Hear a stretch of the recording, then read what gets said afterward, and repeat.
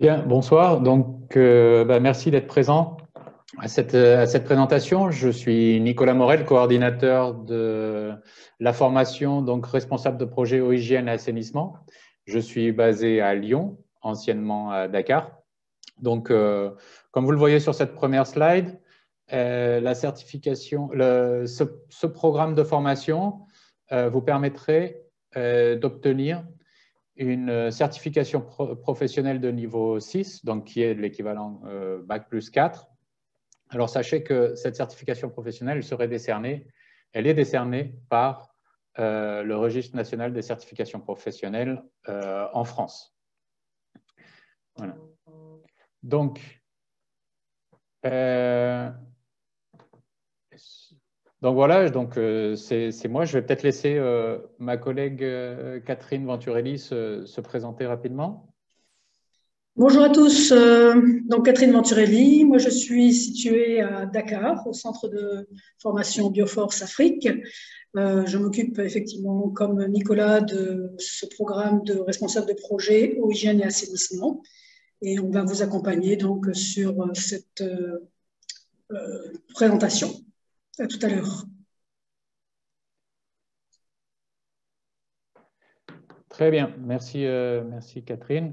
Donc, pour commencer cette présentation, commençons par la présentation du métier. Donc, comme l'importance d'un responsable de projet au assainissement, elle est cruciale dans une mission, étant donné que c'est un métier qui est plus ou moins transversal, qui touche à peu près tous les secteurs de l'action humanitaire. En effet, c'est le responsable de projet eau, hygiène, assainissement qui, sur une mission, assure l'alimentation en eau potable en quantité et en qualité suffisante auprès des populations. C'est également la personne en charge des aspects d'eau, hygiène, assainissement qui va développer et favoriser l'accès aux structures d'assainissement, aussi bien au niveau domestique que collectif, d'accord? Donc, dans les foyers et dans les villages ou dans les quartiers. Et la promotion de l'hygiène est également sous sa responsabilité. Et en plus, toute la question de la gestion des infrastructures, qu'elle concerne l'eau, l'hygiène ou l'assainissement, est également le résultat de son action.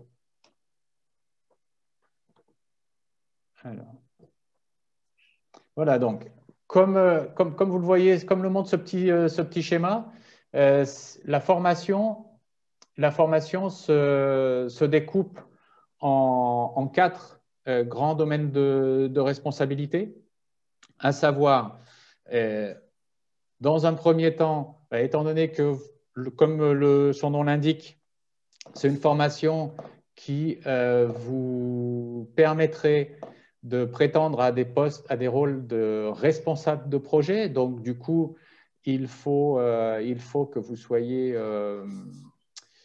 pour cela vous formerez aux aspects de conception et pilotage de projet. D'accord. Ensuite, pour tout ce qui est donc du pilotage, vous apprendrez ou vous renforcerez vos compétences en matière de ressources humaines, financières et matérielles. Et il y a tout le reste, c'est purement technique, donc purement eau, hygiène, assainissement, à savoir, dans un premier temps, tout ce qui tourne autour de la promotion de l'hygiène, de la santé publique et de la participation communautaire, ainsi que tout ce qui est en lien avec les infrastructures de fourniture en eau, d'adduction en eau, de traitement de l'eau et toutes les infrastructures d'assainissement. Voilà, donc les évolutions possibles lorsque vous sortez de la formation, que vous vous êtes fait une première expérience ou quelques premières expériences, à condition qu'elles soient significatives, bien évidemment, vous pourrez prétendre à devenir à terme coordinateur eau, hygiène, assainissement dans une organisation. Donc, ça peut être essentiellement sur le terrain, pour une ONG sur le terrain, qu'elle soit locale ou internationale, bien évidemment. Au sein de ces ONG, ben, vous pourriez être référent technique eau, hygiène, assainissement. Alors là, ça pourrait être au siège, c'est-à-dire que vous définissez un petit peu clairement la stratégie à mettre, que l'ONG va devoir mettre en place sur ces terrains d'intervention.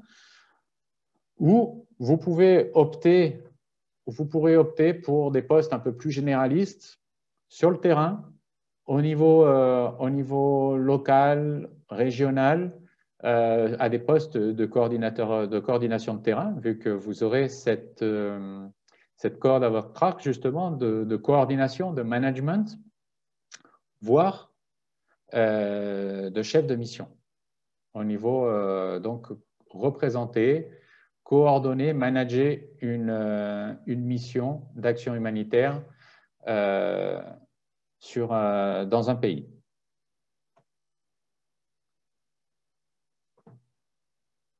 Alors. Voilà, donc, pour devenir responsable de projet eau, hygiène et assainissement avec Bioforce, vous avez différents moyens d'accéder à la certification. Alors, vous avez la possibilité de suivre un programme de 6 mois de formation, donc ce qui implique donc un parcours unique, 6 mois de formation au cours desquels vous allez travailler donc sur les 4 domaines de responsabilité que je vous ai présentés tout à l'heure. Vous aurez, et en plus de cela, pour pouvoir valider donc ces 6 mois de formation, nous l'appelons la période de formation, justement, qui vous permettra de maîtriser chaque compétence du métier.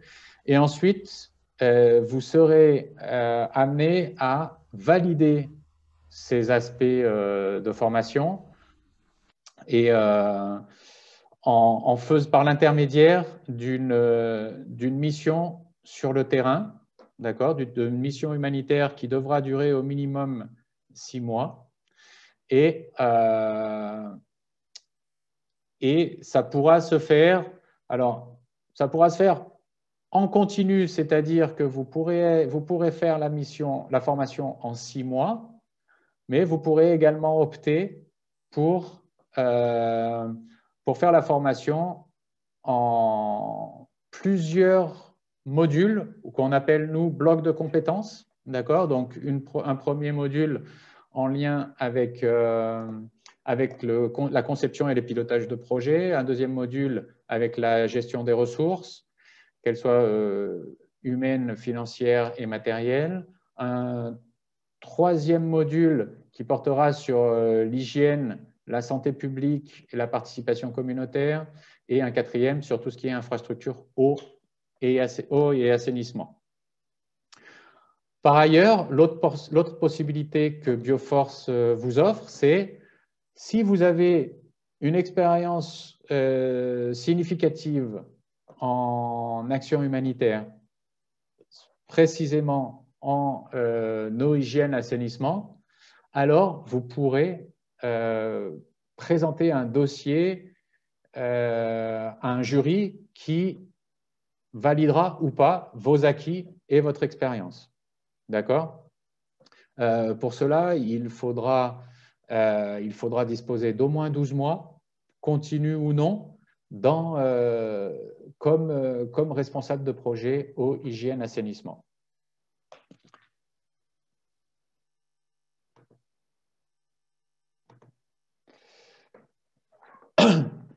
Donc, comme je vous disais, là, je vais rentrer un petit peu plus dans le détail de la formation en continu à votre rythme. Donc, c'est une formation métier diplômante composée de plusieurs unités de formation. Donc, comme je vous parlais de blocs de compétences, donc chaque unité de formation correspond à un bloc de compétences qui vous renforcera vos savoirs et votre savoir-faire en la matière. Ces unités de formation peuvent, comme je vous le disais, être suivies en continu. Donc, pendant 6 mois, venir, on se trouve qu'actuellement à Lyon, c'est de janvier à juillet. À Dakar, cette année, c'était les mêmes dates. Ça peut être amené à changer, mais pour l'instant, c'est les dates qui sont en vigueur actuellement. Donc voilà, vous pouvez faire ces 6 mois de janvier à juillet, plus la mission humanitaire, ou à votre rythme, c'est-à-dire que vous venez quelques semaines pour suivre un bloc de compétences, une unité de formation qui correspond donc à un bloc de compétences, et vous pouvez le faire à votre rythme. D'accord ? Sachez que les personnes qui viennent en continu auront accès à des activités transversales, des compétences transversales comme l'informatique, un peu d'anglais, un accompagnement dans la recherche de mission et dans l'élaboration, amélioration des outils de recherche d'emploi. Et donc, voilà. Donc, c'est l'avantage de faire le programme en continu, c'est qu'on a un meilleur accompagnement de la part, un meilleur accompagnement pédagogique tout au long de la période de formation. Quoi qu'il en soit, vous obtiendrez une certification professionnelle de même niveau enregistrée au registre national des certifications professionnelles. Donc, de niveau 6, ce qui équivaut à Bac plus 4. Voilà, donc les unités de formation, comme je vous le disais, on en a 5, sachant que la 5e, qui correspond aux compétences transversales, ne concerne que les personnes qui viennent pendant 6 mois, donc qui suivent le parcours en continu. D'accord ? Donc, je vous parlais des simulations de missions humanitaires, tout ce qui est orientation professionnelle. Ce sont comment dire, des sessions que vous ne pourriez pas suivre. Voilà. Pour en revenir aux autres unités de formation qui constituent le gros de la formation, justement. Donc, le premier, qui s'intitule « Concevoir et piloter un projet EHA en contexte humanitaire ». Donc, les principaux modules, ça va être, vont vous permettre de mieux connaître l'environnement de l'action humanitaire, y compris les aspects de sûreté et sécurité, aussi bien des personnes que du matériel. Et c'est dans cette unité de formation que vous allez commencer à travailler sur tout ce qui est méthodologie de projet et évaluation, en passant par l'évaluation des besoins, en passant par la planification et le pilotage de projet. Pour ce qui est de la deuxième unité de formation, donc, comme je vous disais, c'est de la coordination de ressources humaines, financières et matérielles qui vous seront bien évidemment utiles pour la mise en œuvre de vos projets EHA. Donc, gestion des ressources humaines, vous aurez une approche sur les bailleurs de fonds en insistant sur les particularités d'un projet WASH. Vous aurez de la gestion financière, de la logistique et de l'approvisionnement humanitaire qui sera également abordée. La troisième unité de formation porte sur la promotion de la santé, favoriser la participation communautaire en contexte humanitaire. Donc, là, on aborde plus la question de l'hygiène et de la participation communautaire, les démarches participatives durables. Et pour ce qui est de la quatrième unité de formation, elle sera orientée, elle tournera autour de tout ce qui est conception et mise en œuvre d'infrastructures d'eau potable et d'assainissement en contexte humanitaire. Donc, santé publique, tout ce qui est distribution d'eau, tout ce qui est assainissement, et également évaluation de la ressource en eau, gestion de la ressource en eau. Voilà. Donc, je vais céder peut-être la parole à Catherine maintenant. Catherine, c'est à toi. Merci Nicolas. Merci. Donc, on va aborder maintenant, si vous voulez bien, les prérequis nécessaires pour pouvoir accéder à cette formation. On vous a donc dit que c'était un parcours qui se déroulait sur 6 mois, si vous le faites en continu, et sur une période plus longue, si vous choisissez de le faire à votre rythme. Pour cette formation sur 6 mois, les prérequis nécessaires sont de 2 ordres. Soit, si vous êtes de niveau bac, on vous demandera 2 années d'expérience professionnelle, en lien avec ce que vous allez pouvoir acquérir dans le cadre de la formation. Si vous avez un bac plus 2, on vous demandera simplement 6 mois d'expérience. Donc, on ne vous demande pas d'être de 6 mois d'expérience pure et dure sur RPEHA, mais en tout cas d'avoir une expérience qui soit en lien, plus ou moins proche, avec les compétences que vous allez aborder durant la formation. Alors, on vous précise d'ailleurs ce qui est considéré comme une expérience professionnelle, soit le service civique, soit un volontariat d'au moins 12 mois, de l'alternance dans le cadre d'un cursus scolaire, un CDD, un CDI. Vous avez également d'autres précisions qui vous sont données sur la partie droite de la slide. Donc, un âge minimum de 22 ans. Alors, les domaines requis de formation ou d'expérience professionnelle sont plus précis à ce niveau-là. Gestion de l'eau, de l'assainissement. Si vous voulez bien, s'il vous plaît, fermez vos micros, comme ça il n'y a pas d'interférence. Merci.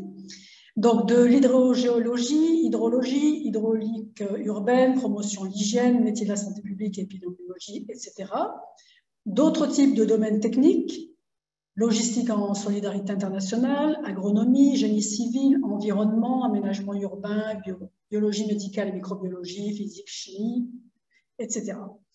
Ce qui va retenir plus particulièrement notre attention lorsque nous allons étudier vos CV, lorsque vous allez proposer vos candidatures pour cette formation, sont notamment les candidatures qui peuvent justifier d'une expérience humanitaire en management, un engagement associatif, des expériences à l'étranger.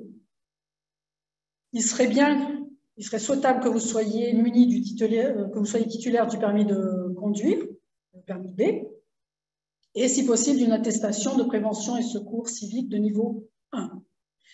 Également, si vous avez un bon niveau d'anglais et un bon niveau d'informatique, ça contribuera aussi à vous aider à suivre de manière plus facile cette formation. La slide suivante, s'il te plaît. Nico? Merci. Donc, les prochaines rentrées qui sont prévues, au niveau du centre situé en Europe, donc à Vénissieux, vous avez une rentrée le 3 janvier et la formation va se terminer le 1er juillet 2022. À Dakar, le lancement sera effectué le 10 janvier et la formation se terminera donc le 7 juillet 2022. Donc, vous voyez, ça correspond bien à cette durée de 6 mois dont on vous parlait tout à l'heure. Le processus de sélection pour un parcours en continu. Tout d'abord, vous allez poser votre candidature en ligne pour le parcours complet.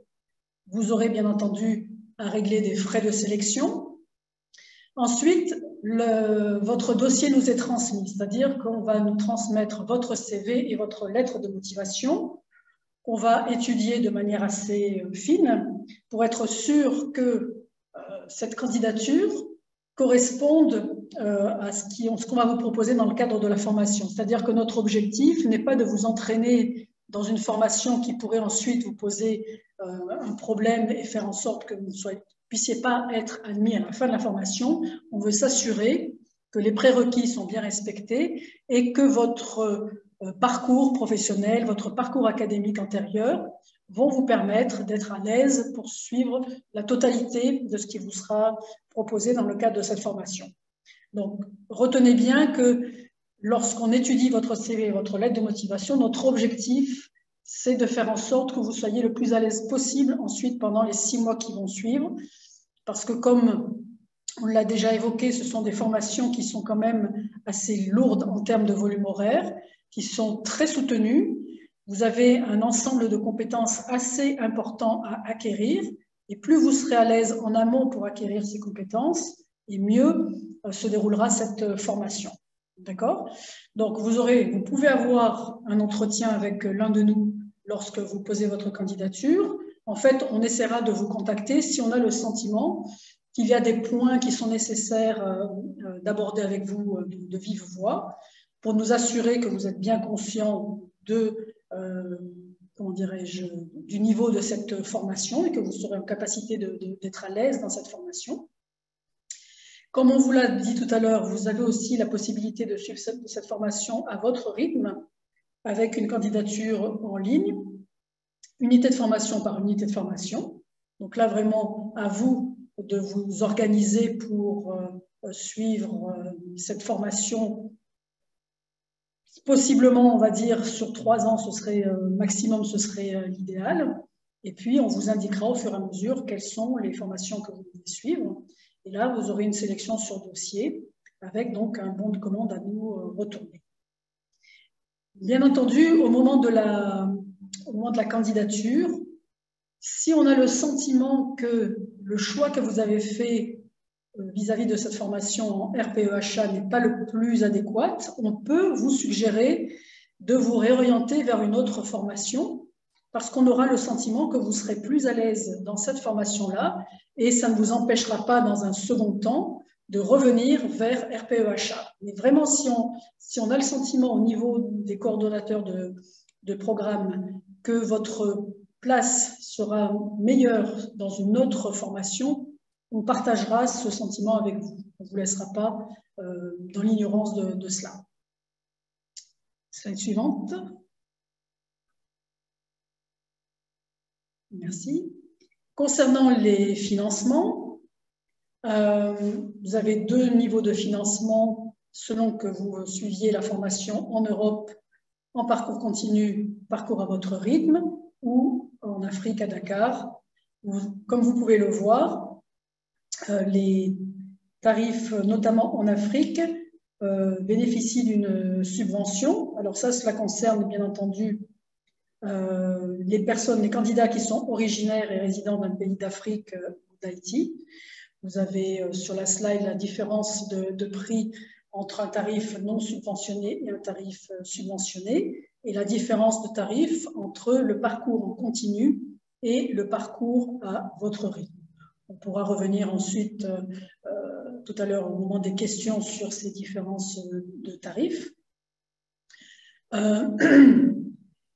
Quelques pistes de prise en charge pour ceux qui souhaiteraient avoir une aide financière. Vous avez la possibilité, bien entendu, lorsque vous suivez cette formation en Europe, de vous rapprocher du Pôle emploi, de manière à obtenir une aide individuelle pour cette formation. Vous pouvez, bien entendu, également partager ce projet que vous avez avec votre employeur, qui peut en voir le bénéfice, et à ce moment-là, vous aider à suivre cette formation. Ayez une argumentation costaud pour pouvoir aller voir votre employeur, parce que franchement, si vous arrivez à bien argumenter, normalement, c'est aussi un bénéfice pour l'entreprise d'avoir un personnel qui soit formé à ce niveau-là. Vous pouvez par ailleurs, toujours pour la France, utiliser votre compte personnel de formation. Et ça, vraiment, vous avez des possibilités de savoir où est-ce que vous en êtes par rapport à ce compte personnel en vous rendant sur le site de mon compte formation. Concernant la formation qui est proposée à Dakar, Centre Bioforce Afrique, si vous résidez donc sur le continent africain, encore une fois, rapprochez-vous de votre employeur avec le bon argumentaire. Rapprochez-vous sinon du service de coopération et d'action culturelle des ambassades françaises. Il peut y avoir des possibilités d'une aide. Bien entendu, auprès de bailleurs de fonds, de bailleurs privés. Là encore, votre argument aura du poids pour pouvoir obtenir cette aide. et également auprès de l'Union économique et monétaire ouest-africaine qui peuvent disposer de bourses. N'hésitez pas pour cela à vous rendre sur leur site pour bourse.uemoa.it. Et puis, vous avez bien entendu d'autres pistes à explorer sur le site de Bioforce à la page financement. Donc, n'hésitez pas vraiment à faire cette recherche, ça pourrait vous aider à prendre votre décision finale. Slide suivant. Merci. Alors, concernant la validation des acquis de l'expérience, c'est vrai que c'est quelque chose d'assez particulier qui est notamment délivré au niveau du Centre Bioforce Europe.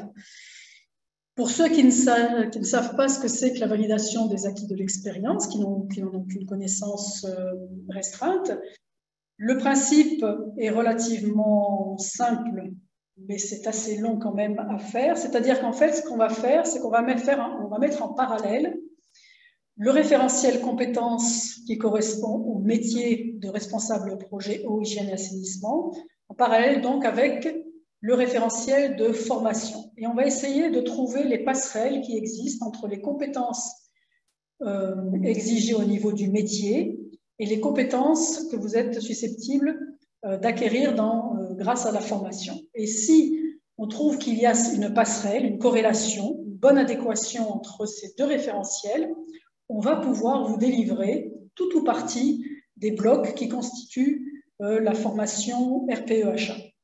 Si vous avez, par exemple, 2 blocs qui peuvent être validés, on pourra vous délivrer un certificat correspondant à ces 2 blocs et il vous restera à suivre en présentiel, par exemple, je dis n'importe quoi, par exemple le bloc 3 et le bloc 4, si vous avez pu valider les blocs 1 et 2 grâce à votre parcours précédent.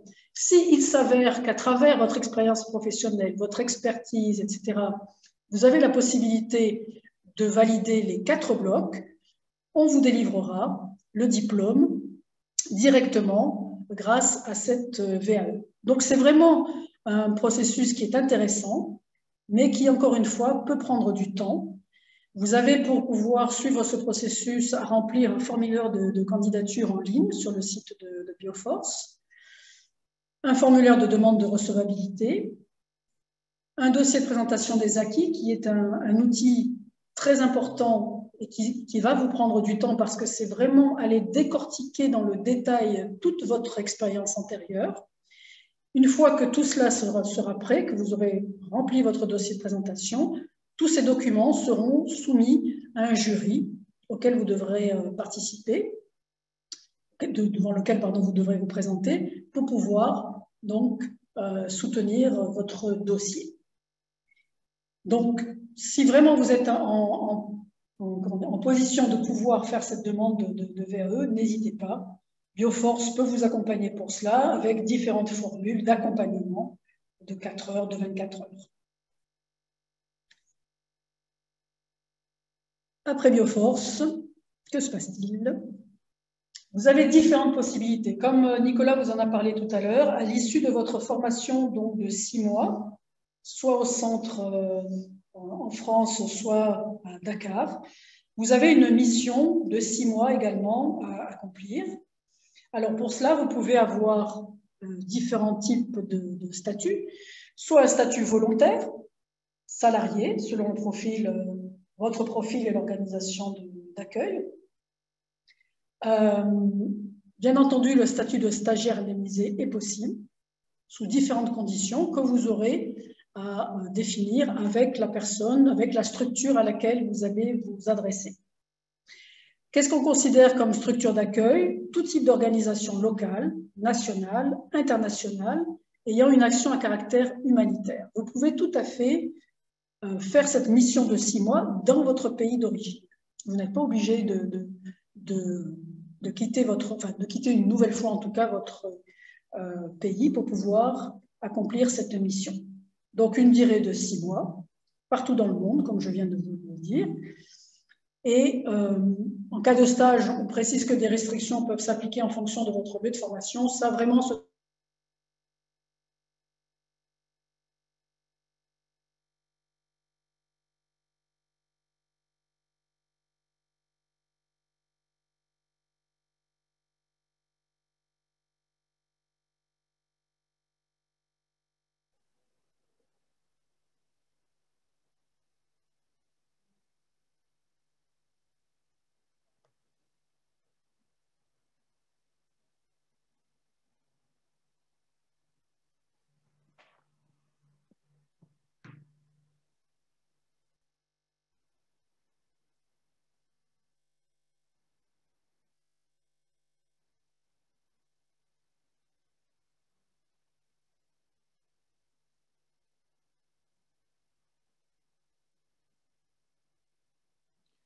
Alors, il semblerait que Catherine ait eu un problème. Est-ce que vous m'entendez? Parfait, merci. Merci pour le petit signe. Alors, elle était justement en train de parler donc de la mission, vous savez, cette mission de 6 mois qui sert à valider, la formation et justement de quelques restrictions en fonction de votre lieu de formation. En fait, ce que nous entendons par ces restrictions, c'est plutôt en fonction du lieu où vous allez faire votre stage, à savoir que il sera difficile pour Bioforce de s'engager, pareil, pour donner un exemple, si les conditions de sécurité ne peuvent pas être totalement garanties, par exemple, pour ne citer que ça. D'accord? Donc, ce sera du cas par cas. Il faudra présenter de toute façon, vous devrez présenter votre fiche de poste. Votre fiche de poste devra nous être présentée et nous, en tant que coordinateur de formation, nous allons étudier de manière à valider ou pas cette fiche de poste et en fonction de ça, vous saurez si votre stage peut être pris en compte ou pas, ou votre mission peut être prise en compte ou pas. Donc, Catherine était sur le point de vous parler des différents dispositifs d'appui dans la recherche de mission.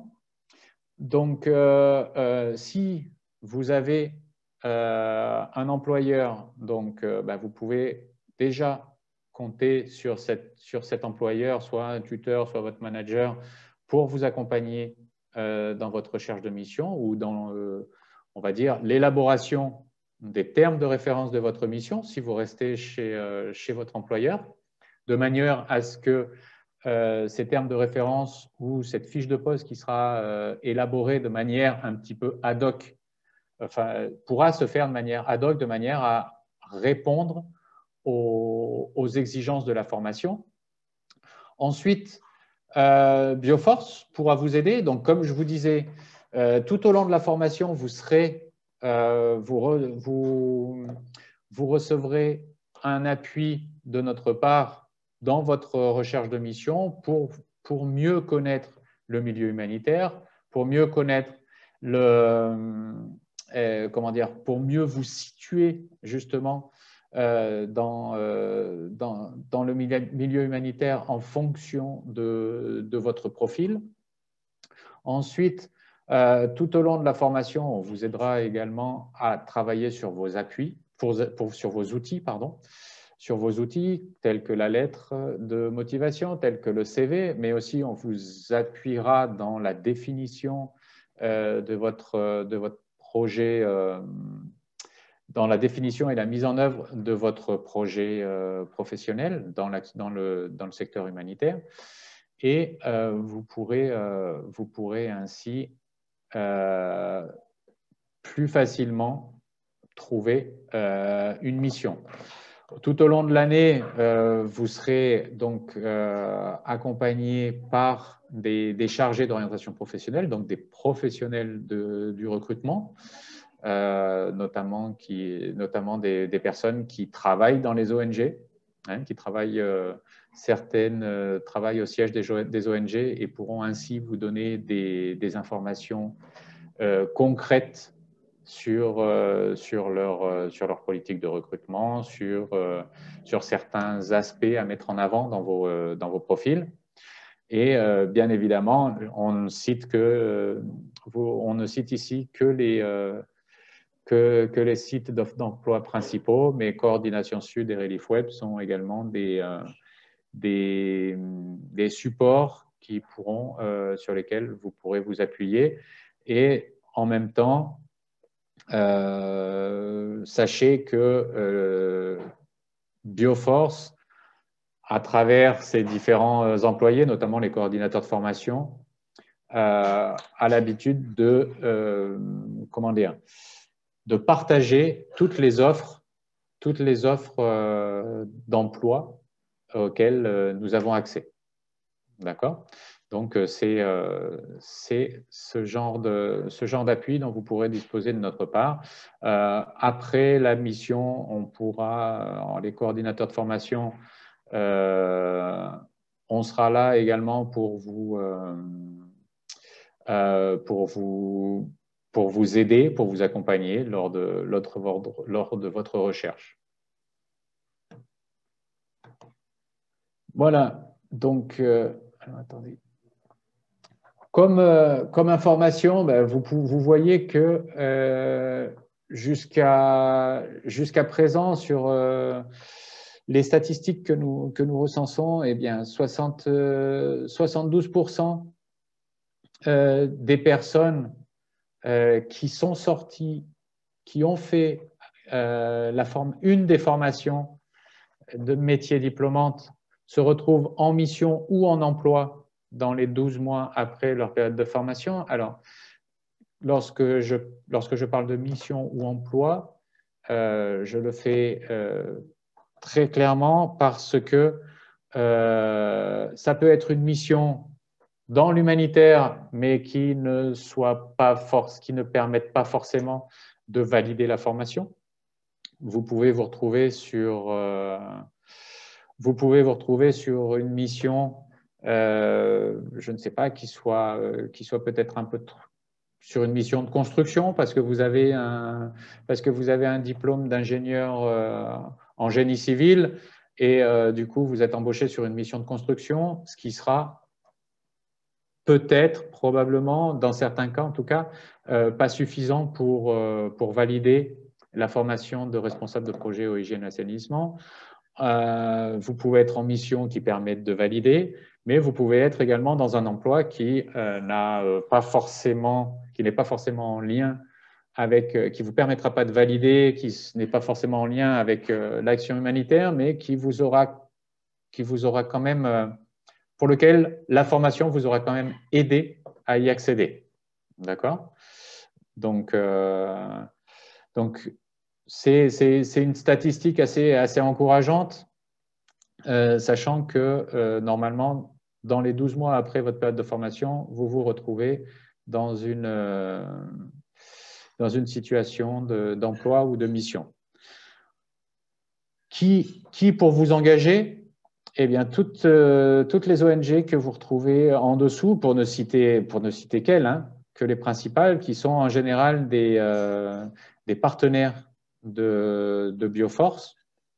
Alors, vous voyez ici tout MSF, donc tout le mouvement MSF, la Croix-Rouge française, mais on pourrait également citer tout le mouvement de la Croix-Rouge, du CICR et toutes les sociétés nationales de la Croix-Rouge, Action contre la faim, Médecins du Monde, le Secours islamique France, Alima, Solidarité internationale, Plan international, Triangle Génération humanitaire, Première urgence internationale, Terre des Hommes, Interaide, Acted, Humanité et Inclusion, le nouveau nom d'Handicap International, Oxfam, Gaulle, pour ne citer que, encore une fois, pour ne citer que parce que la liste est beaucoup plus longue.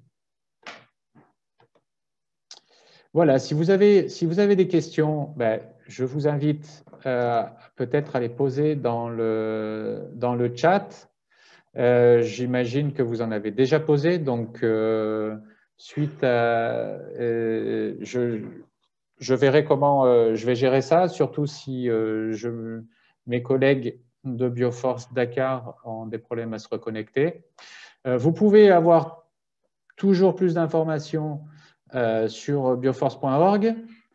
Vous y trouverez des informations sur toutes les formations, sur tout le catalogue de formations, que ce soit RPEHA ou bien, mais également sur la logistique, sur les ressources humaines et la finance, la gestion de projet, enfin la coordination de projet. À Dakar, vous avez également une formation de responsable de projet en nutrition, de responsable de projet en protection de l'enfance. Vous avez également des formations compétences, c'est-à-dire des formations de 5 jours sur une compétence bien précise. Donc, elles se font il y en a certaines qui se font à Dakar, d'autres en Europe, beaucoup délocalisées, plus d'une cinquantaine délocalisées en Afrique, dans différents pays d'Afrique. Donc, n'hésitez pas à vous rendre sur le site pour obtenir toutes les informations qui vous intéressent. Bien évidemment, Facebook, vous pouvez nous suivre sur Facebook, sur LinkedIn ou dans les journaux. Voilà, donc merci pour votre attention. Je vais prendre, à moins que Abou Salam Zongo soit là et je lui cède la parole. Abou Salam, si tu es là, fais-moi signe. Oui, c'est pas de réseau de téléphonie mobile. Du coup, on n'a pas de connexion partout, en fait. D'accord. Donc, est-ce que tu peux prendre la main pour animer la session questions-réponses? Ou tu veux que je m'en charge? Connexion. Voilà, j'ai essayé de... Alors, il semblerait que ce soit très difficile de discuter avec… Oui, pas de souci. Je pense question, mais je vais donner peut-être l'occasion d'exposer. En fait, Abou Salam, Avec? avant qu'on aille plus loin, moi personnellement, j'ai du mal à tout entendre, à entendre tout ce que tu dis. Donc, je vais prendre les questions une par une.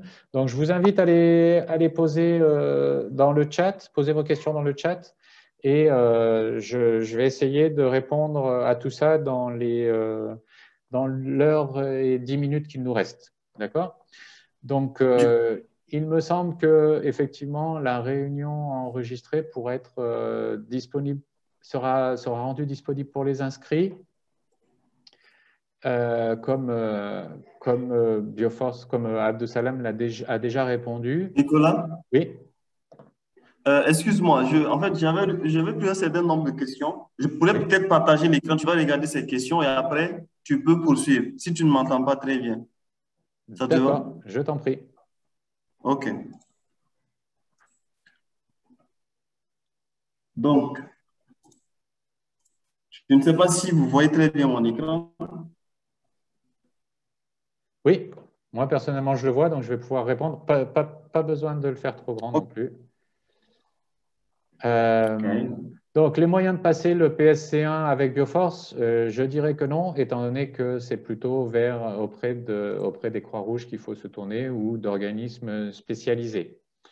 D'accord. Il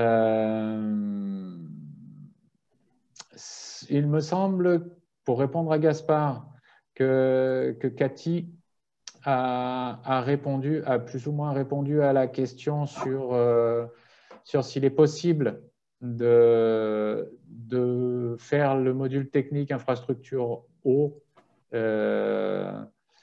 Alors,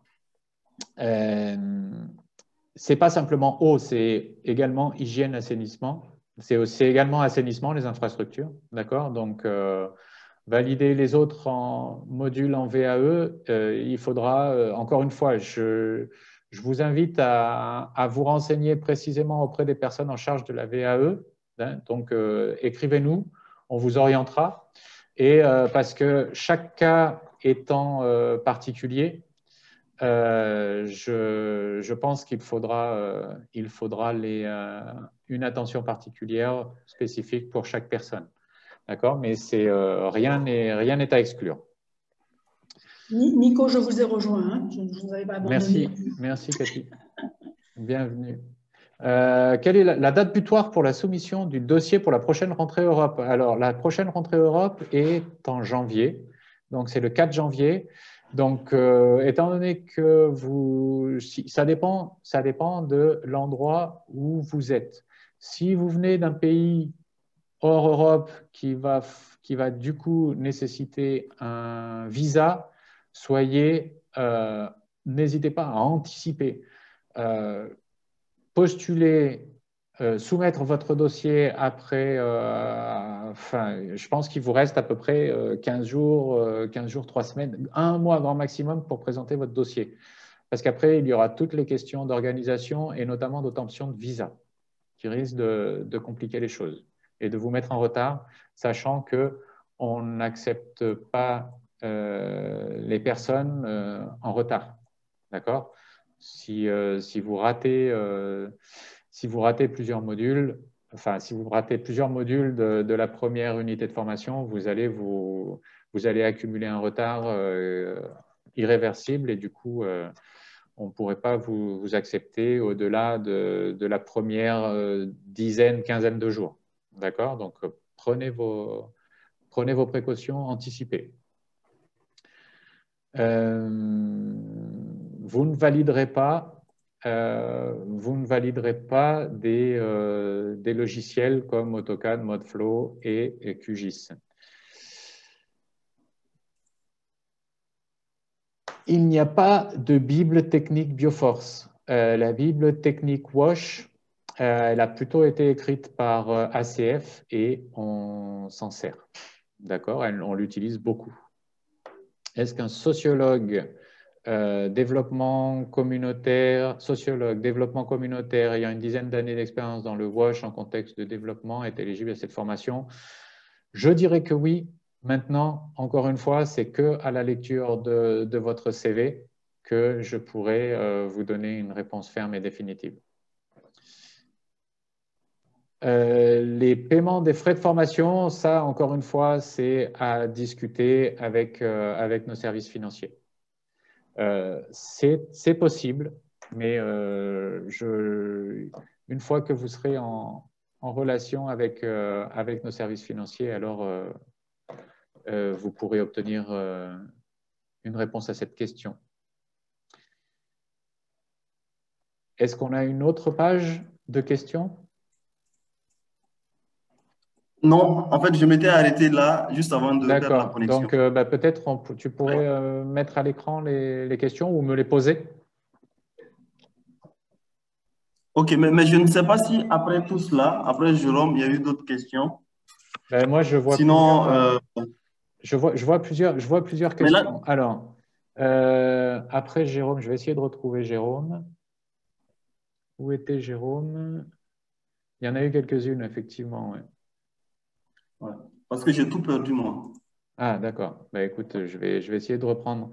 Voilà, j'ai retrouvé Jérôme. Est-il possible pour les jeunes diplômés Bac+5 sans expérience d'être sélectionnés? Non, l'expérience préalable est fondamentale. Ah, tu m'as quitté, tu m'as enlevé de...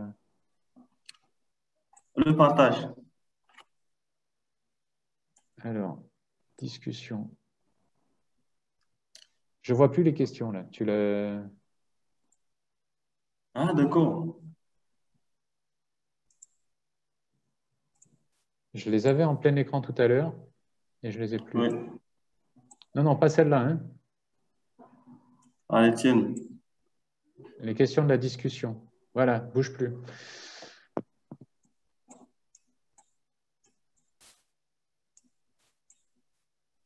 Mais là, Nicolas, excuse-moi.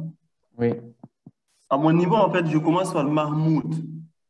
Et Attends, certainement, avant lui, il y a eu d'autres questions, en fait. Si tu veux bien, je vais essayer de retrouver... voilà. À partir de Mahmoud, moi, je prendrai le relais pour te poser des questions, du coup. Ok, donc moi, j'ai répondu à Jérôme, à Magloire et à User. Je ne sais pas qui est-ce. Alors, non. Bac+3 en sociologie, dans l'humanitaire, notamment le WASH depuis 2015, jusqu'à des ONG internationales au niveau terrain. La formation de 3 mois en RPEHA. Il n'y a plus de formation de 3 mois en RPEHA, tout se fait en 6 mois. Ça a encore bougé. Je ne vois plus.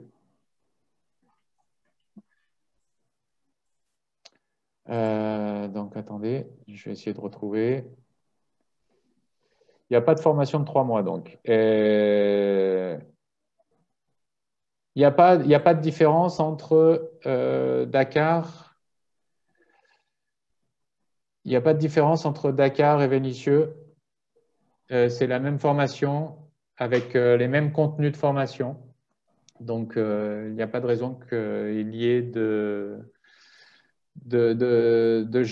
qu'il soit plus facile de trouver lorsqu'on sort de Dakar ou lorsqu'on sort de Vénissieux. Écoutez, avec plaisir. Centre à Paris, ce sera pas... C'est pas demain la veille, étant donné qu'on est déjà à Lyon.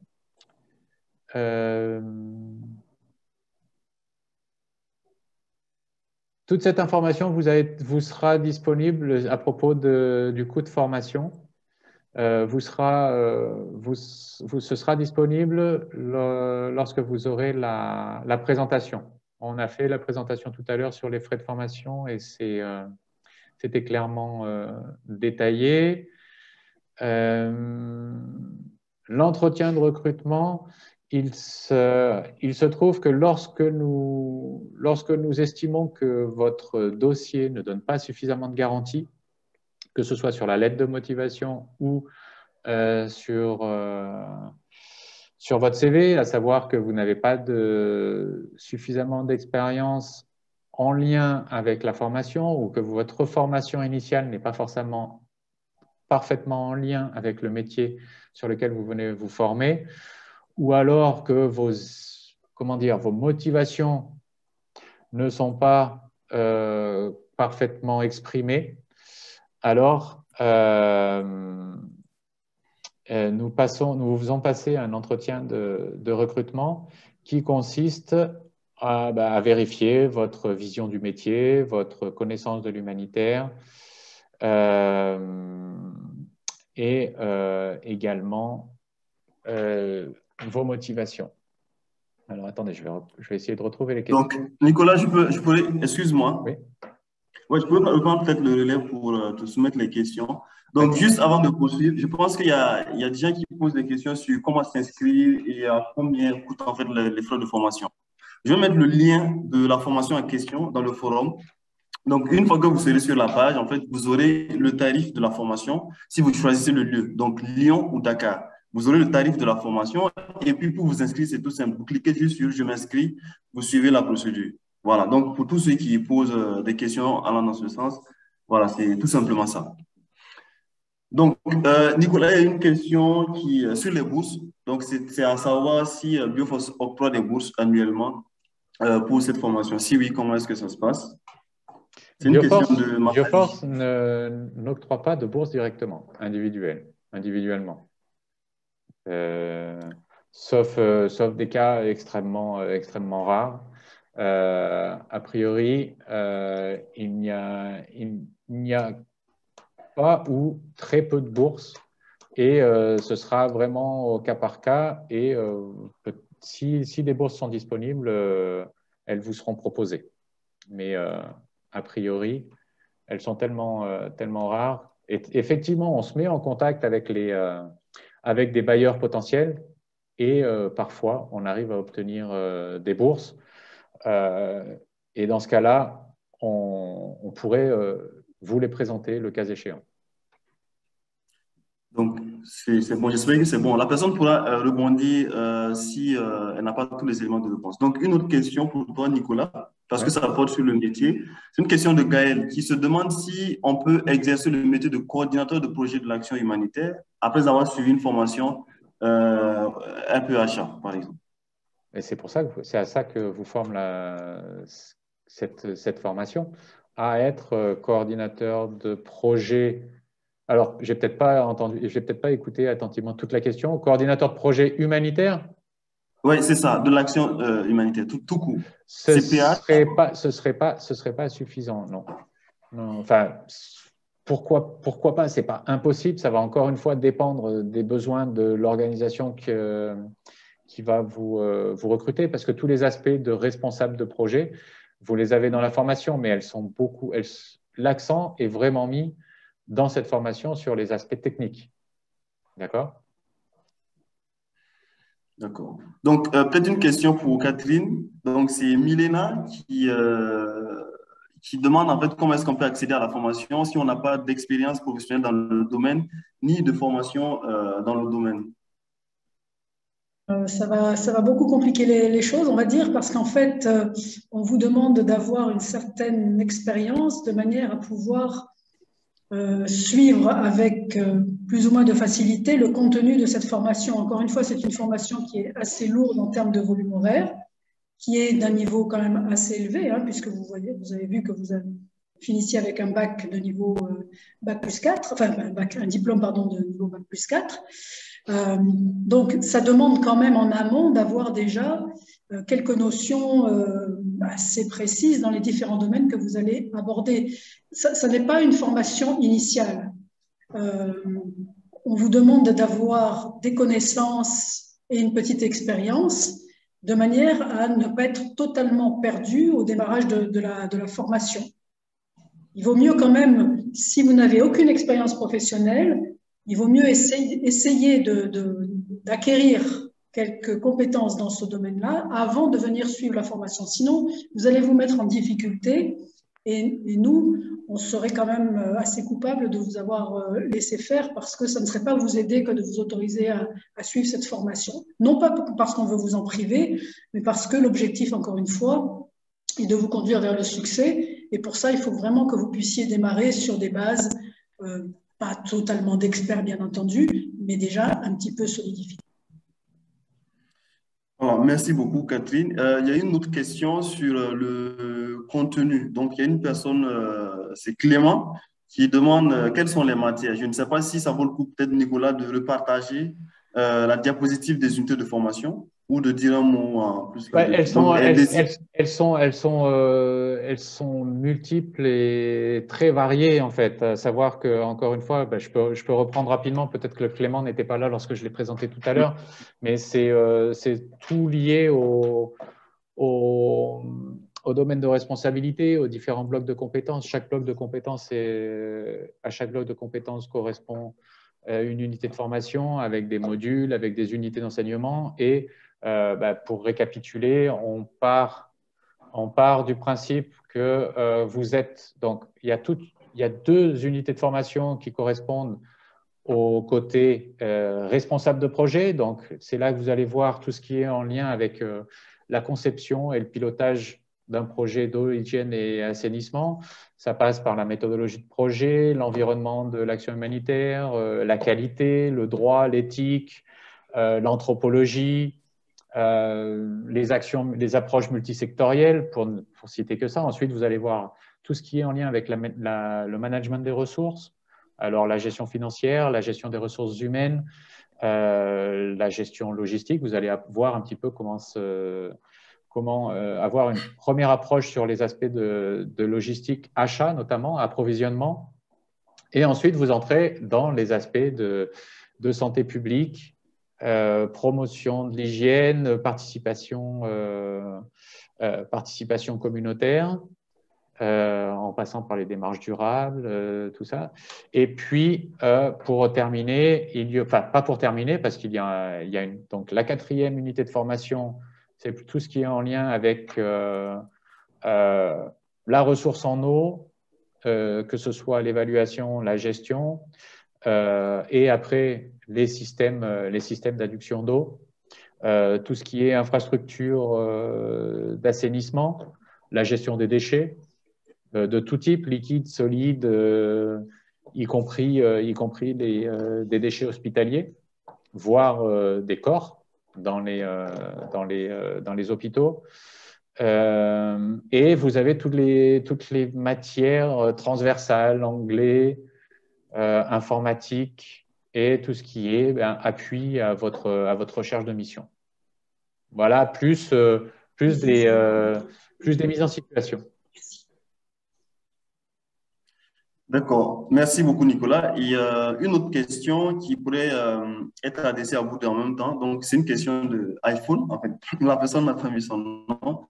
Donc, c'est de savoir quels sont les horaires, en fait, de formation pour les salariés parce que ce serait difficile pour un salarié pour qui l'employeur n'accepte pas, en fait, de s'absenter pendant un long moment. Donc, comment ça se passe pour les horaires de formation? C'est de quelle heure à quelle heure? Et voilà. Qu'est-ce qu'il y a comme solution pour pallier à ceux qui ne peuvent pas se libérer tout ce temps-là pour se former?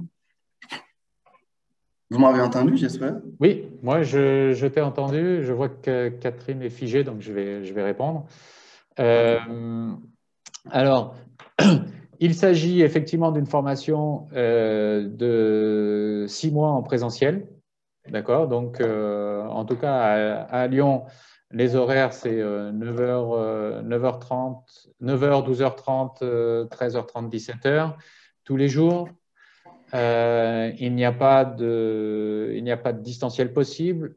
Donc, pour ceux qui ne peuvent pas se libérer 6 mois, 6 ou 7 mois, il existe la possibilité de suivre un bloc de compétences, une unité de formation. C'est ce qu'on appelle la formation à votre rythme. D'accord ? Donc voilà, c'est tout ce que je pourrais vous dire pour ceux qui ne peuvent pas s'absenter 6 mois. Le mieux qu'on puisse vous proposer, c'est de vous absenter malgré tout quelques semaines. Parfait. Merci beaucoup, Nicolas. Donc, encore une autre question. Cette fois-ci, je pense que c'est sur les moyens de paiement. Donc, c'est Roukhaya qui demandait les facilités de paiement qui existent. Je pense que tu en as parlé, Nicolas.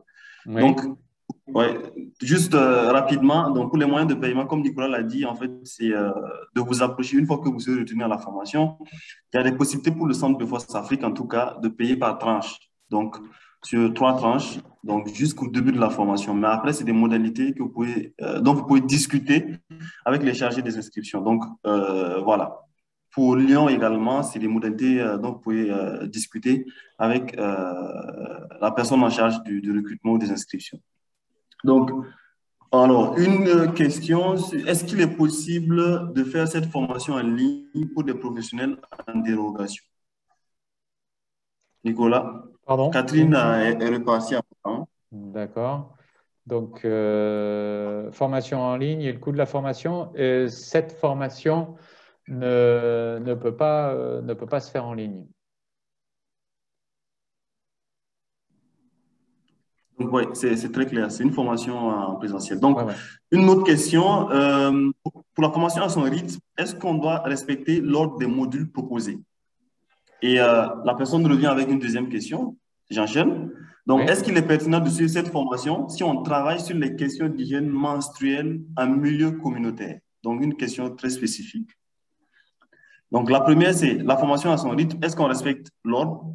Et la deuxième, c'est est-ce qu'il est pertinent de suivre la formation RPHA si l'on travaille sur les questions d'hygiène menstruelle en milieu communautaire? Alors, pour ce qui est de l'ordre, pour ce qui est de l'ordre des UF, bien évidemment, il y a une logique dans la pédagogique. Hein. On a bien évidemment mis les UF dans cet ordre, dans l'ordre qui est actuellement proposé, justement parce qu'il y a une vraie logique pédagogique. Donc, c'est recommandé. Maintenant, il y a toujours la question de votre disponibilité, du coût de la formation. Donc, encore une fois, on va dire que ça dépend. C'est recommandé, mais ce n'est pas forcément imposé. Voilà. Et pour sa deuxième question? Je pense que oui, ça vaudrait le coup de nous soumettre votre candidature. Maintenant, si ce n'est que les questions d'hygiène menstruelle en milieu communautaire, ça sera probablement un peu limite, sachant que tout le bloc de compétences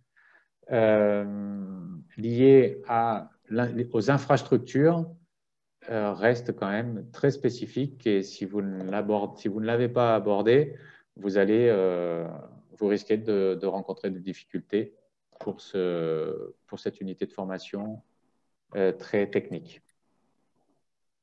D'accord, merci beaucoup Nicolas, et j'espère que la réponse est assez claire.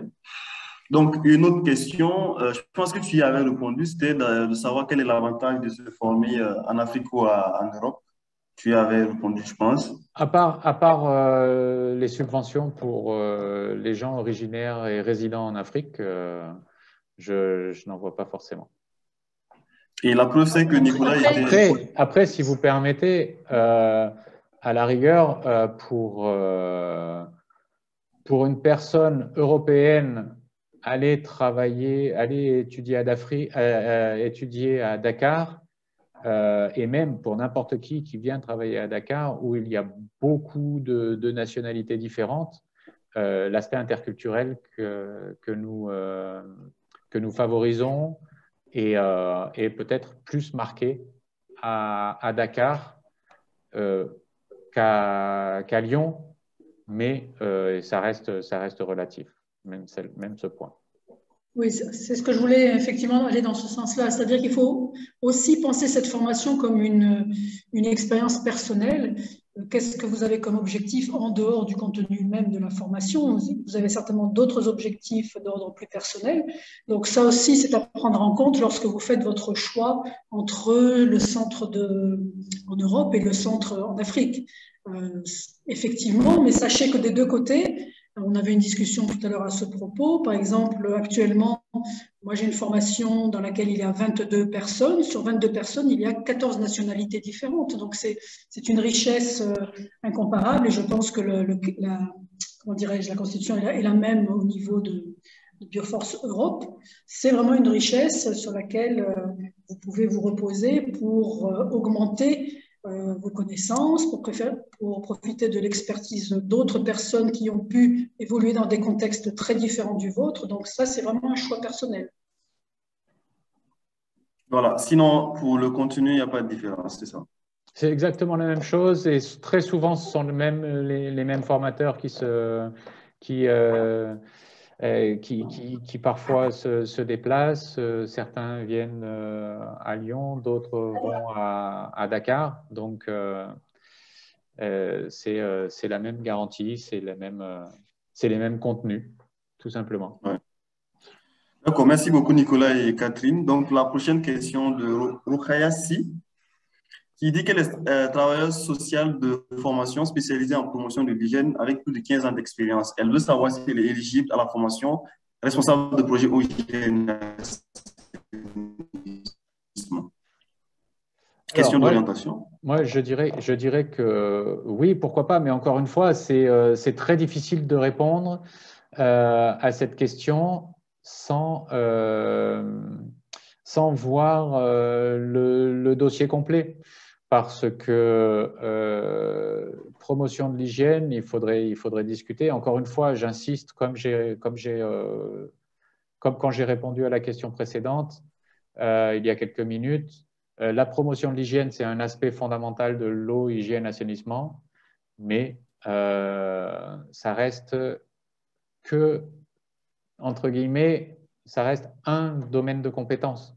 Il en reste encore l'autre qui est plus axé sur des questions d'ingénierie et c'est bien de pouvoir tout faire et c'est pas en lisant votre question que j'arriverai à savoir si vous serez à même de suivre ces aspects-là. Ok, donc j'enchaîne avec une autre question de Mamadou Aliou non pas Mamadou Aliou, la personne se fait appeler parent sur Zoom. Donc c'est encore une question d'orientation. Donc la personne dit qu'elle a un ancien de biologie avec des cours de licence 3 en hydrogéologie, je pense, et de géochimie. Donc, elle dit qu'elle a une solide expérience en la logistique, sans préciser toutefois le nombre d'années d'expérience, mais c'est à travers des expériences de mission intérimaire. Donc, il a l'intention d'acquérir de l'expérience à l'étranger dès que les frontières vont s'ouvrir. Donc, il veut savoir qu'est-ce que vous pensez, il ou elle veut savoir qu'est-ce que vous pensez de son profil. Et que de toute façon, voilà, ça ne sera pas pour avant 2023. Donc, est-ce que vous pensez qu'il doit affiner son profil? Est-ce qu'il doit acquérir de l'expérience encore en plus avant de postuler à la formation? Voilà. Ouais, je pense que oui, il doit compléter son expérience par une expérience concrète, justement, en lien avec le métier. Là, pour l'instant, certes, il y a des études en lien, mais encore faudrait-il… c'est toujours difficile de répondre comme ça, tant que… Sans voir le CV ni la lettre de motivation et voir par l'intermédiaire d'un entretien, c'est difficile de vraiment répondre. Catherine, quelque chose ou non, c'est bon? Non, je suis tout à fait d'accord, mais de toute façon, il est tout à fait positif hein, comment dirais-je, d'améliorer son expérience, d'aller chercher d'autres choses dans d'autres pays. Encore une fois, on a encore d'autres types de compétences qui peuvent venir rejoindre ce que vous avez déjà. Donc, n'hésitez pas, c'est toujours favorable, c'est toujours bénéfique. Hein. Parfait. Merci beaucoup. Donc, une question de Mamadou Aliou cette fois-ci. Donc, une question sur les informations pratiques. Donc, il demande à savoir s'il y a une possibilité d'accompagnement en hébergement pendant la formation à Dakar.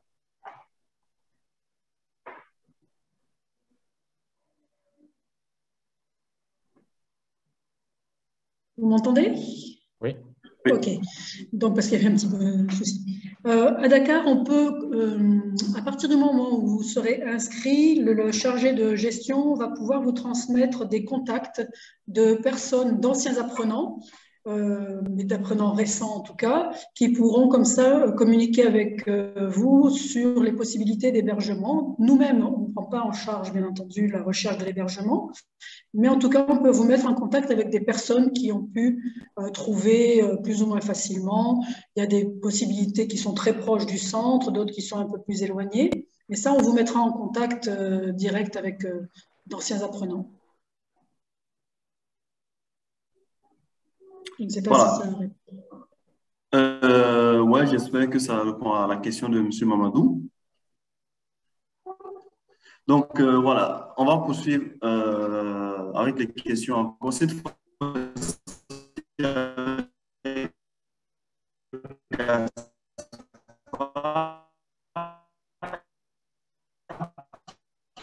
y a une série de questions.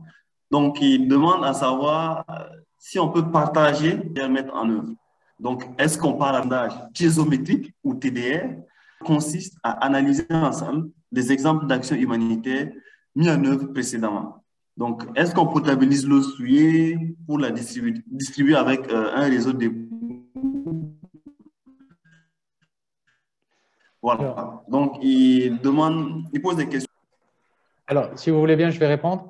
En tout cas, je sais que ça se fait aussi bien à Dakar qu'à Lyon, mais effectivement, il y a des applications pratiques sur à peu près tout ce que Gaspard a mentionné. Donc, il y a une application pratique géologie, par exemple, pour aller étudier, les sols. À Lyon, on organise 4 jours dans le sud du Vercors pour aller étudier les roches de la région. Ensuite, on fait également tout ce qui est. Enfin, il y a des applications pratiques sur sur tous les aspects. Traitement de l'eau, vous n'allez pas composter une tonne de boue d'assainissement, ça, vous n'allez pas le faire, mais vous allez faire du forage. Il y a une application pratique forage, à savoir que oui, vous allez partir avec une foreuse pour creuser un forage. Vous avez aussi, et c'est la particularité de la formation, c'est certes de la théorie, mais comme je vous disais, c'est énormément de pratique, de mise en pratique immédiate ou en tout cas le plus tôt possible après la théorie. Et vous avez également des mises en situation d'action humanitaire. D'accord? Donc, c'est ce qui fait la particularité. Donc, non seulement vous allez traiter l'eau, mais également sur la base de l'analyse que vous aurez fait au préalable. Veolia viendra, vous allez tester ça sur des machines utilisées et comment dire, construites, mises à disposition par Veolia. Vous allez voir un système de potabilisation d'eau utilisé par MSF. En tout cas, tout ça, c'est des choses qui sont disponibles dans les stocks Bioforce, que ce soit à Dakar ou à Vénissieux. Donc voilà. Donc c'est très. J'espère avoir été assez concret pour Gaspard. Mais rassurez-vous, c'est probablement la formation Bioforce la plus pratique, d'une part parce que c'est la plus technique, mais en plus on se donne les moyens de la rendre le plus pratique possible.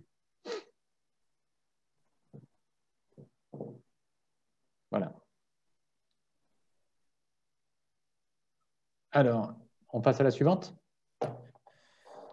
C'est bon. Merci beaucoup, Nicolas. Dit qu'il vient de terminer la formation. Allô? Oui? Tu dis, Nicolas? Je dis rien. Je t'écoute. Ok, d'accord.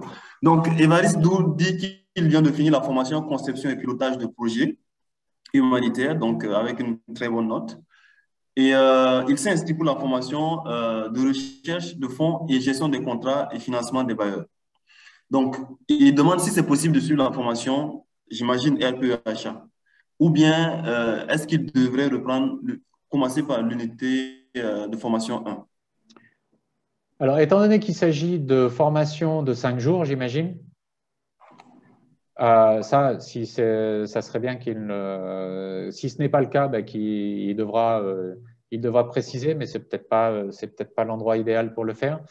Mais s'il s'agit de formation compétences, il n'y a pas vraiment de passerelle entre les formations compétences et les formations métiers. D'accord? Pas actuellement. Il y a des blocs, on s'en rapproche avec la mise en place de blocs de compétences, mais les petites formations de 5 jours proposées par Bioforce ne sont pas encore prises en compte pour la validation des blocs des formations métiers.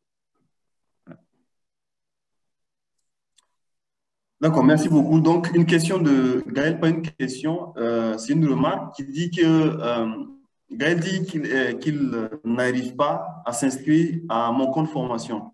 Et il dit que les formats ne seraient peut-être pas adaptés à tous. Donc, je ne comprends pas très bien la question. S'il peut revenir en fait sur voilà, son commentaire pour qu'on puisse mieux le Mon compte comprendre. formation, je pense que c'est pour les gens qui ont travaillé et cotisé en France. Voilà. En France, ouais. C'est une particularité Donc, pour les Français ou les gens qui ont travaillé et cotisé en France. Ouais.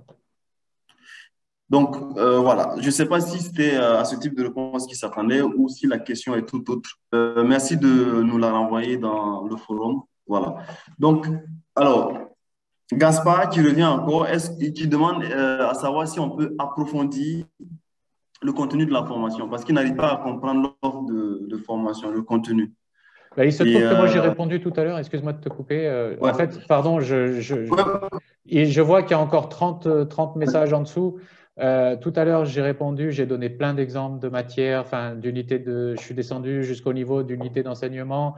J'ai parlé il y a 5 minutes que c'était justement en réponse à Gaspard, que c'était sur la méthode pédagogique, on alternait la partie théorique et la partie pratique. Excuse-moi. 9h, 17h, voilà, en classe, voilà. Donc, de temps en temps, et sur le terrain autant que possible. OK, d'accord, OK, parfait. D'accord, donc on va essayer de poursuivre. Bon, il y a Jérémy qui pose une question, mais c'est plus généraliste. En fait, l'idée, c'est que vous allez sur le site web de Bioforce, que vous voyez la formation qui vous intéresse avant de venir participer à l'atelier qui est focus sur une seule formation, en fait. Voilà. Donc là, on ne parle que de la formation responsable eau, hygiène, de projet eau, hygiène et assainissement. Donc voilà, pour d'autres types de formations, ou si vous ne savez pas laquelle choisir, il y a la réunion d'information qui a lieu chaque dernier mercredi du mois à laquelle vous pouvez participer. Donc, une question de Romaric qui demande est-ce qu'il est facile d'avoir un visa sur Lyon pour la formation? Et il demande si… Pardon. Excuse-moi, Nicolas, donc je continue. Donc, il demande si un ingénieur en évaluation environnementale et sociale peut postuler à la formation. Pour ce qui est d'obtenir un visa, ça va dépendre du pays dont vous êtes originaire, ça va dépendre du temps dont vous disposez pour faire vos démarches. Nous, on vous transmettra toutes les lettres d'invitation habituellement requises. D'accord. Bioforce jouit quand même d'une bonne réputation. Donc, une lettre d'invitation Bioforce a de l'importance aux yeux des services consulaires dans les différents pays. Donc, mais encore une fois, ça ne dépend pas de nous. Donc, est-ce qu'il est facile d'avoir un visa? Encore une fois, ça va dépendre. Ça va dépendre pour chaque personne. D'accord. Ingénieur hydraulicien, c'est à qui que je dois répondre là maintenant? C'est la même personne, c'est la même personne, c'est deux questions. Ingénieur en évaluation environnementale et sociale, encore une Oui. fois, pourquoi pas? Romaric, oui. Pourquoi pas? C'est tellement. Enfin, oui, ça peut être intéressant. Ça peut être intéressant. Encore une fois, il y a la question technique d'infrastructure et d'équipement. Voilà, merci. Je ne sais pas si Catherine a quelque chose d'autre à dire. Hein.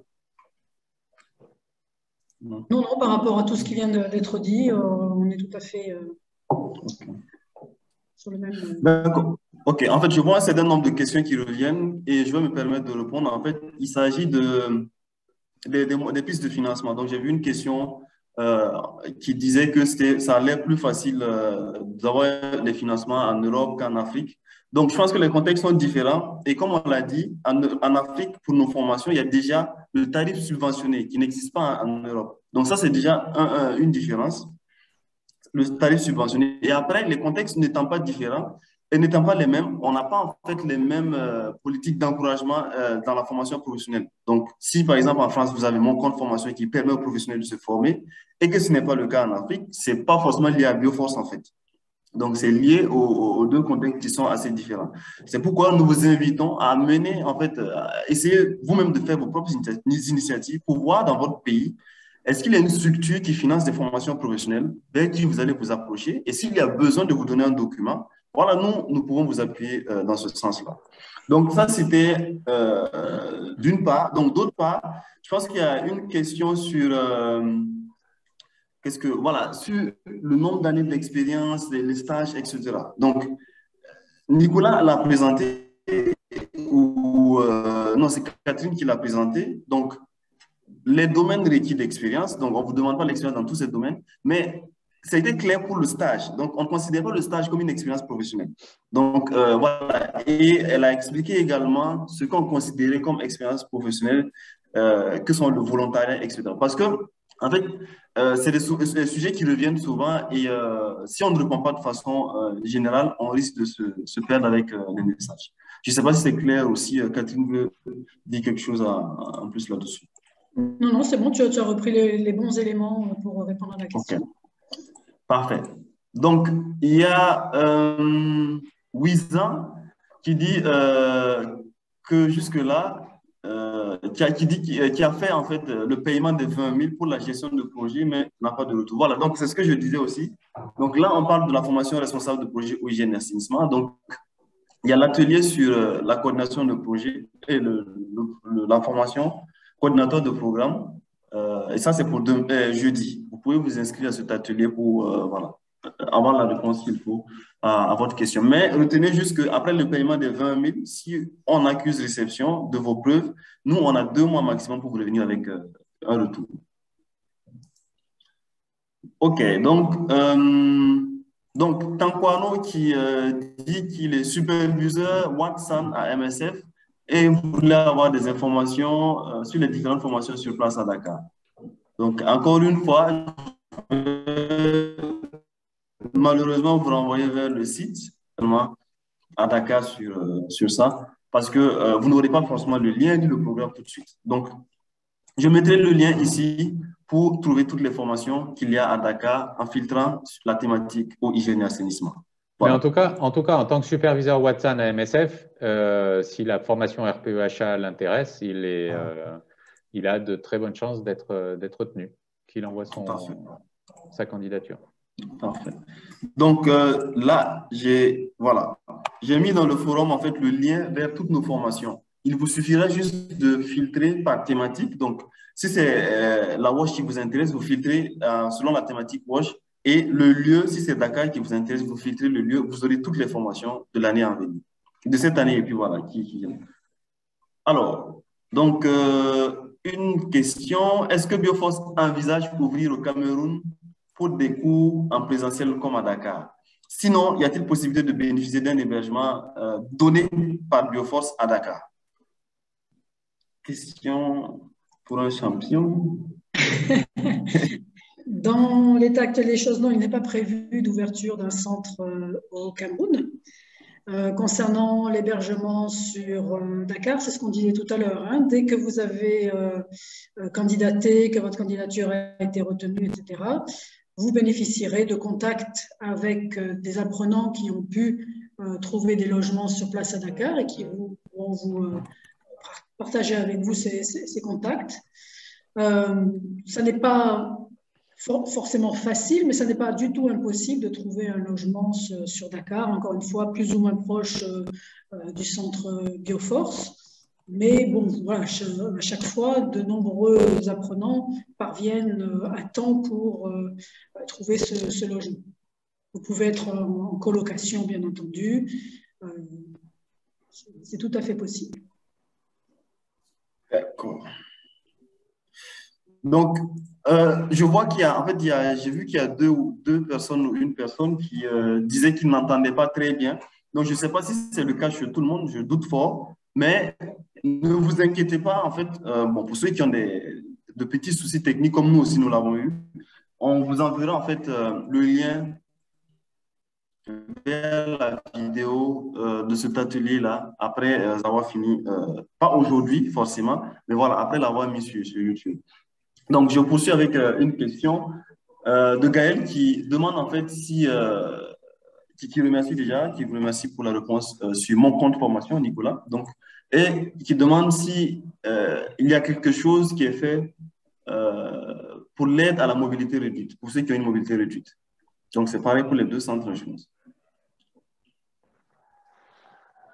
Oui, encore une fois, l'accès est possible au centre, bien évidemment. Maintenant, s'il fait allusion à une subvention particulière, ce n'est pas forcément Bioforce qui lui attribuera, mais d'autres bailleurs potentiels. Faudra qu'il voit. Peut-être que cette situation lui permettrait d'en obtenir des financements supplémentaires, spécifiques, mais en tout cas pas forcément par l'intermédiaire de Bioforce, pas directement.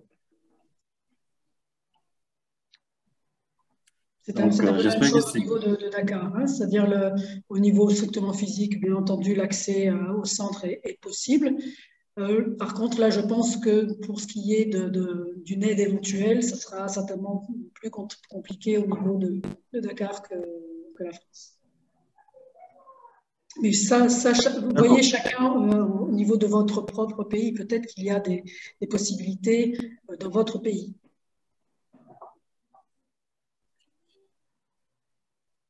Donc, merci beaucoup, Nicolas et Catherine. Une question de Gira qui nous vient du Cameroun. Donc, il dit qu'il a candidaté pour la formation RPEHA, responsable de projet hygiène et assainissement, et il a effectué le virement des frais de candidature de 60 € depuis le 19 septembre. Et jusqu'à présent, il n'a pas encore reçu l'accusé de réception. Donc, il aimerait savoir s'il y a un souci. Je pense que c'est à Nicolas, je pense. C'est à Bioforce Europe, je pense. Oui, j'imagine que si les frais sont en euros, effectivement, c'est plus pour Bioforce Europe.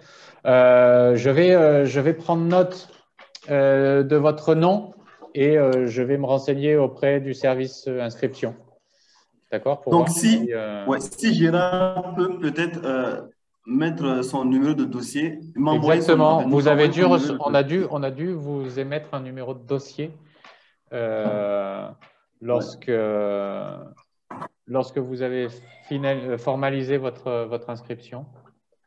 Ça m'aiderait grandement si vous pouviez nous le partager. Je serai en mesure ainsi de faire une recherche assez rapide.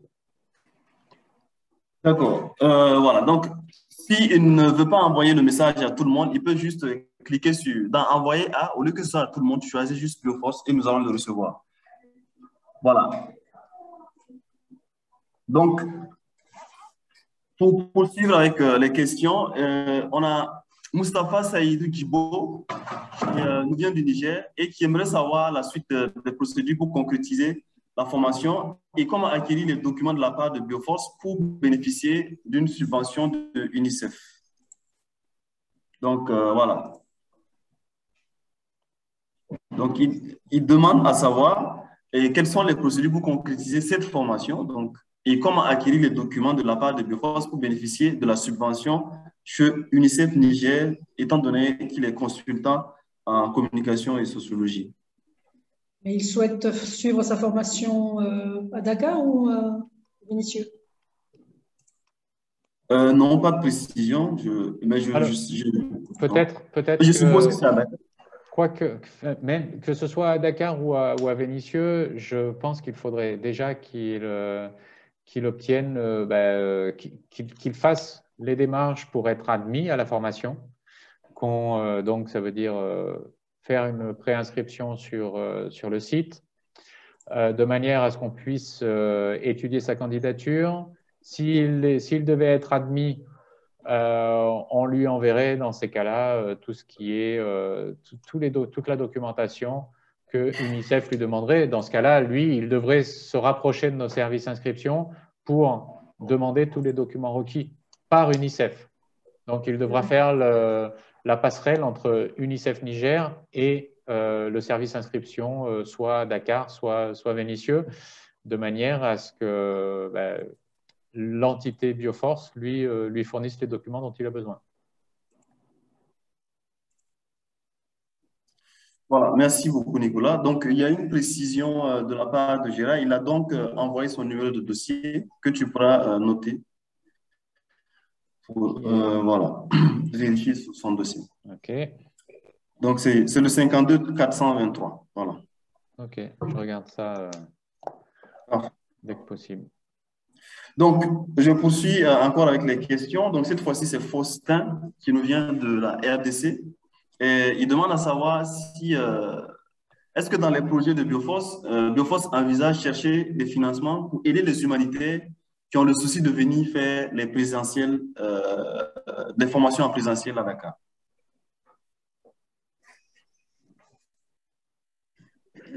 Ça, c'est déjà fait, non? Étant donné qu'on obtient des financements qui nous permettent de subventionner, on est déjà en train de le faire d'une certaine manière. Et chaque fois qu'on s'adresse à un bailleur pour obtenir des financements supplémentaires, c'est dans le but justement de réduire les frais de formation des personnes qui veulent venir se former chez nous. Donc, voilà, on est déjà en train de le faire. Et à chaque fois, on essaye d'en faire plus. Absolument. Donc, peut-être je vais ajouter un petit mot là-dessus. Je pense que le fait même d'installer le centre de formation Bioforce Afrique, le fait d'installer un centre de formation Bioforce Afrique, c'était d'une part pour nous de rapprocher les formations humanitaires sur les terrains de crise, sur là où il y a le plus besoin. Et en plus, il y a ce que Nicolas a dit. Donc, chaque année, on essaie de faire la démarche vers certains partenaires pour bénéficier de financement de formations. Donc, mais on ne les a pas tout le temps et tout dépend aussi. Par moment, c'est peut-être pour favoriser l'émergence de cadres féminins dans la logistique, ça peut être dans les ressources humaines et finances, etc. Mais il y a des efforts qui sont faits pour rendre la formation plus accessible aux humanitaires et à tous ceux qui veulent intégrer le secteur humanitaire. Donc, pour l'instant, alors j'allais dire qu'on n'a pas de questions, mais je vois qu'il y a une question. Donc, vous parliez d'un groupe de 22 élèves à la session dernière à Dakar. Quelle est la capacité moyenne d'une promotion par année à Lyon ou à Dakar? Et quel est environ le pourcentage d'acceptés à la formation par rapport au nombre de candidatures? Question de statistiques. Alors, en tout cas, concernant Dakar, donc le nombre maximum d'apprenants par classe est de 22 personnes. On est en moyenne entre 16 et 22 personnes selon les formations. Et concernant donc le succès de ce suivi de formation, on est sur un pourcentage qui est aux alentours de, on va dire 90% de réussite en fin de formation. En fin totale de formation, hein, comme vous l'expliquait Nicolas tout à l'heure, il y a une première phase de période de formation au centre, donc sur les évaluations qui sont faites, et ensuite vous avez, suite à votre mission de 6 mois, vous avez un rapport à rédiger, etc. Donc il y a une autre évaluation qui est faite. Excuse-moi, Catherine. En fait, la question, c'était de connaître le pourcentage entre ceux qui ont candidaté et ceux qui sont retenus pour la formation. Ah, Ouais, alors ça, honnêtement, je n'ai pas la réponse. On pourra se renseigner et vous transmettre le chiffre, mais je n'ai pas comme ça la réponse. En général, de ce que je sais, ça tourne, enfin, c'est de mon expérience personnelle, hein, je ne fais pas des statistiques à chaque fois, mais c'est, disons, une personne admise sur deux, à peu près. 50% des gens et surtout en RPE-achat, parce que c'est une formation très technique.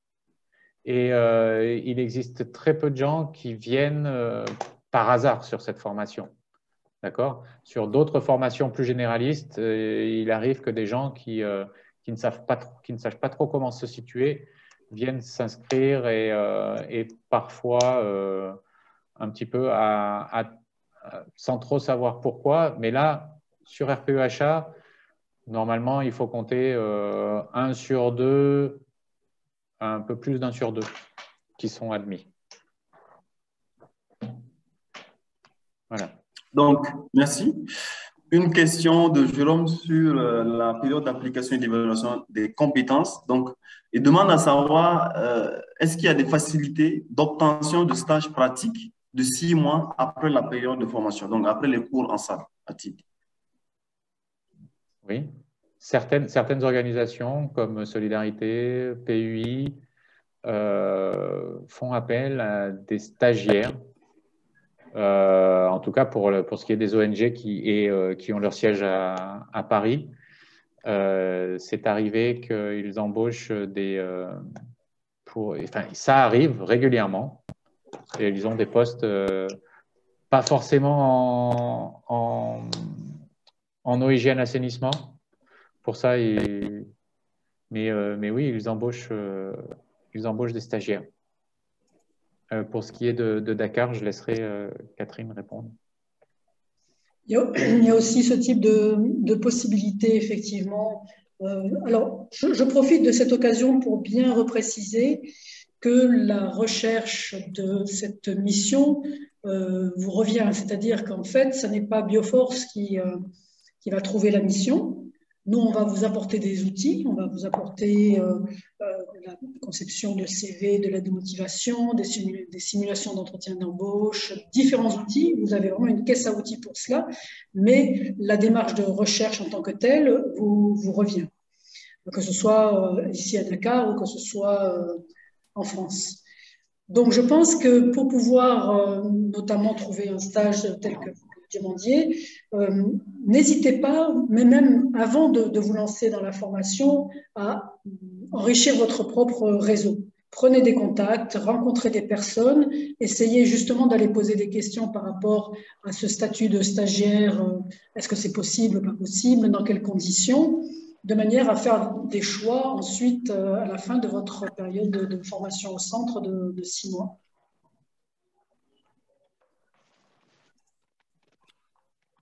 Donc, voilà, j'espère que la réponse est très claire.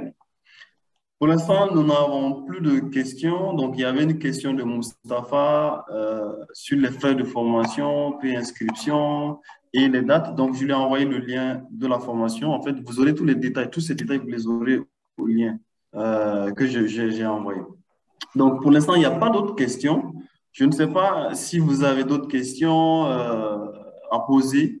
Il nous reste un peu moins de 5 minutes pour terminer cet atelier. Donc, pour ceux qui ont des questions qui leur sont venues à la dernière minute, n'hésitez pas à les poser pour qu'on essaie d'y répondre avant de conclure.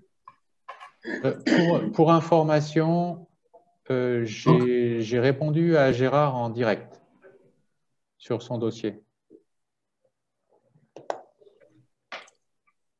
S'il veut vérifier sa messagerie dans le chat. OK. Parfait, merci beaucoup.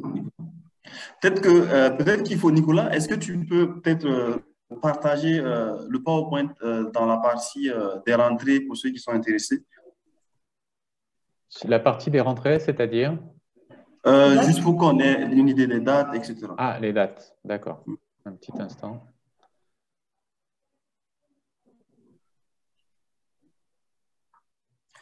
Donc, en attendant, une question. Donc, s'il est possible. Donc, il y a une question de, voilà, Para, encore, qui demande à savoir s'il est possible de bénéficier d'un suivi pour mettre toutes les chances de son côté quand il candidatera. C'est-à-dire un suivi. Alors, il avait posé une question à laquelle vous avez répondu et il se dit que voilà, il y a du travail individuel à faire à son niveau, mais ce qu'il lui cherche à savoir, c'est est-ce qu'il y aurait un suivi. Maintenant, peut-être parents, c'est comme ça que c'est écrit ici, peut-être pour nous permettre de répondre plus facilement, c'est quel type de suivi en fait. Vu que vous n'êtes pas encore inscrit, vous n'avez pas encore candidaté, c'est quel type de suivi vous entendez par là. Voilà. Donc, en attendant qu'il reprécise sa question, Nicolas, vous voulez répondre, c'est ça? Oui, personnellement, enfin, je pense que quel que soit le type de suivi qu'il va demander, bon, ça peut être des informations. On peut toujours lui donner des informations sur le processus de recrutement, sur complément d'informations sur la formation en elle-même, mais il n'y aura pas de suivi accompagnement en matière en matière de comment se préparer pour mieux postuler. Ouais. Et déjà, ce type de rencontre, cet atelier, c'est Voilà. aussi pour vous permettre de vous préparer en fait pour postuler. Exactement. Alors, Jérôme, qui revient avec une autre question. Est-ce que la prochaine rentrée est toujours ouverte? Je pense que tu y avais répondu à une question un peu semblable, mais ça mérite peut-être de le répéter. La prochaine rentrée est plus que jamais ouverte. Que ce soit, là, vous avez sur votre écran les dates pour Lyon et Dakar. C'est toutes les deux commencent au mois de janvier.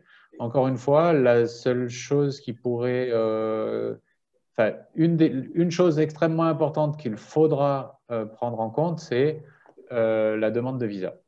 Que vous alliez à Dakar ou à Lyon, renseignez-vous auprès des services consulaires pour savoir si vous avez besoin quelles sont les formalités pour pouvoir vous rendre en France ou au Sénégal, sachant que le Covid impose certaines règles et que de toute façon, il y a également toutes les questions de visa à régler avant de pouvoir voyager. Voilà. Donc, merci. Et pour ne tardez pas trop. Ne tardez pas trop. Il vous reste, je pense, en tout et pour tout, une quinzaine de jours, un mois grand maximum pour pouvoir tout faire. Et pour information, peut-être, en fait, sur le site, les inscriptions ne se clôturent pas. En fait, elles sont ouvertes toute l'année. Mais c'est juste que, comme Nicolas l'a dit, si vous ne vous inscrivez pas à temps, vous n'aurez pas la place pour la session à laquelle vous voulez participer. Donc, si vous levez à la dernière minute pour vous inscrire pour janvier, en fait, on va vous reporter pour l'année qui suit. Voilà, l'année d'après. Voilà, donc il y a une précision sur la question de suivi qui m'est parvenue cette fois-ci. Donc, il demande à savoir s'il peut discuter avec l'un d'entre vous, pas avec moi, j'imagine, avec l'un d'entre vous, quand il aura effectué des démarches pour étoffer son expérience professionnelle. C'est-à-dire, il dit, s'il coche les bonnes cases, quoi. Voilà. Oui, bien sûr. Enfin, en tout cas, oui, ça ne pose pas de problème particulier. Je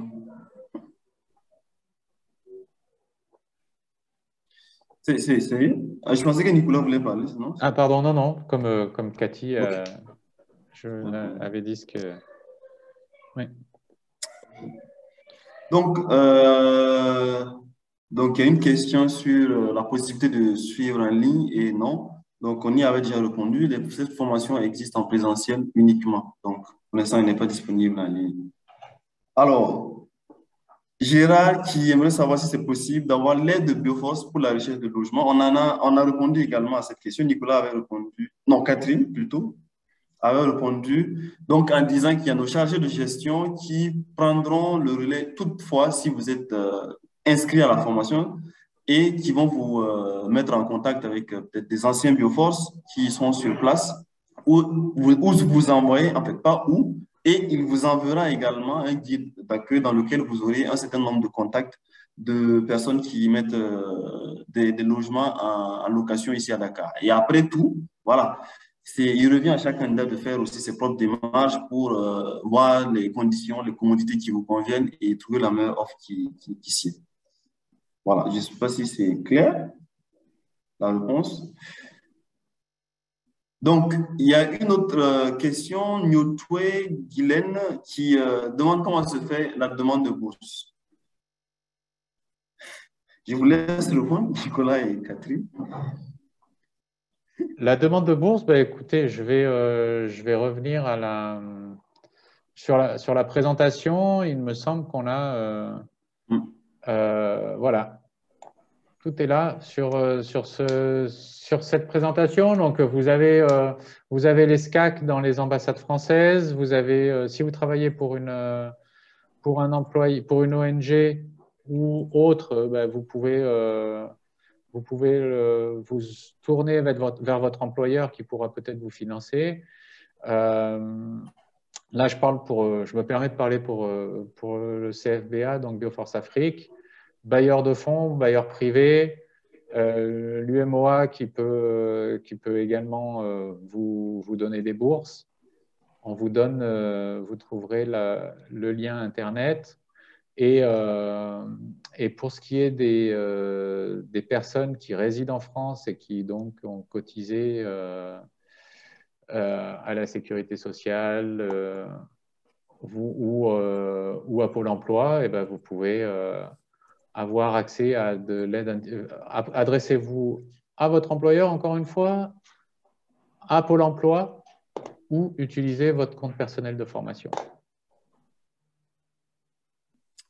Donc, merci beaucoup, Nicolas. Merci aussi d'être venu sur cette page, sur les pistes de financement. Donc, je pense qu'on va prendre la dernière question qui est de Aliou Diallo Mamadou, donc, qui revient, qui dit qu'il a payé de 20 000 francs de frais d'études à Dakar depuis le 6 octobre et qui n'a pas reçu de retour à présent.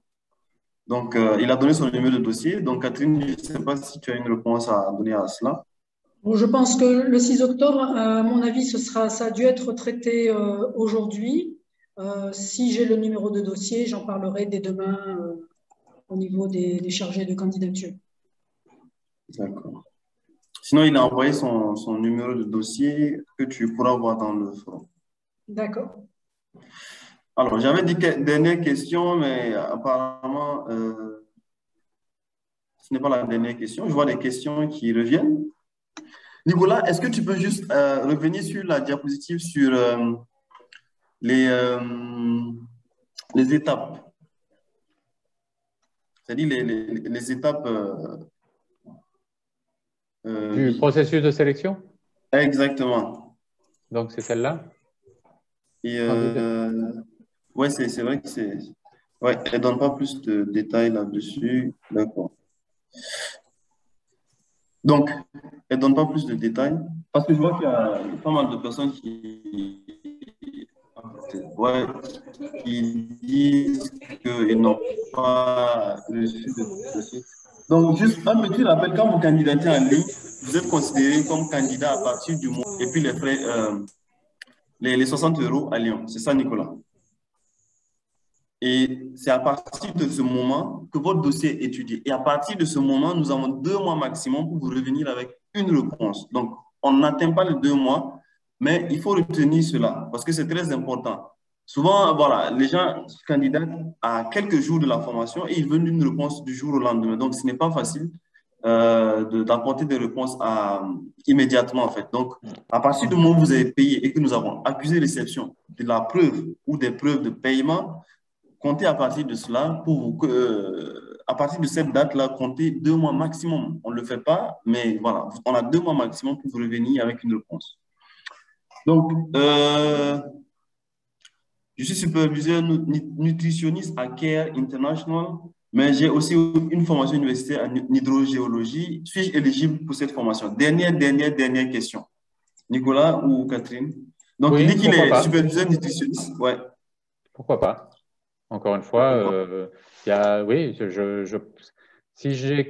encore une fois, si je n'ai que cette information, je ne peux pas donner une réponse ferme et définitive, mais j'étudierai le dossier avec beaucoup d'intérêt. Ouais. D'accord, donc il est 18 heures pile, il est l'heure pour nous de nous dire au revoir malheureusement, sinon Zoom va nous couper. Donc je vous remercie à tous, on était une quarantaine dès le départ et là on est à une vingtaine. Merci à tous ceux qui sont restés connectés, merci à ceux qui se sont connectés dès le début. Donc je suis Abdou Salam Zongo, chargé de communication du Centre de formation Bioforce Afrique et avec moi on avait Catherine Venturelli, qui est coordinatrice de programme de la formation responsable de projet eau, hygiène et assainissement, et Nicolas Morel, qui est coordinateur de ce programme également au niveau du Centre de Force Europe. C'était un plaisir de nous entretenir avec vous. On espère qu'on vous a donné le maximum d'informations dont vous aviez besoin, qui vont vous permettre de candidater. Et je laisse Nicolas et Catherine dire leur mot de revoir. Écoutez, merci à tous pour toutes vos questions très pertinentes. J'espère effectivement qu'on vous a séduit par rapport à cette formation parce que vraiment c'est une formation extrêmement intéressante qui a la particularité de vous permettre de suivre des activités extrêmement pratiques. Voilà, on vous attend avec impatience et avec grand plaisir. J'espère à très bientôt. Merci, également merci à tout le monde de s'être connecté, de nous avoir écoutés. Et encore une fois, Catherine a tout dit et je souhaite vous voir bientôt en formation, au moins évaluer votre dossier. Voilà, merci beaucoup. On s'excuse encore pour cette panne technique liée à la connexion qu'on avait eu un temps. Et d'ici là, portez-vous bien et tout notre plaisir sera de vous voir dans un de nos centres à Dakar ou à Lyon. Donc, merci à tous et à bientôt. Bonne soirée. Merci, au revoir. Salut. Au revoir.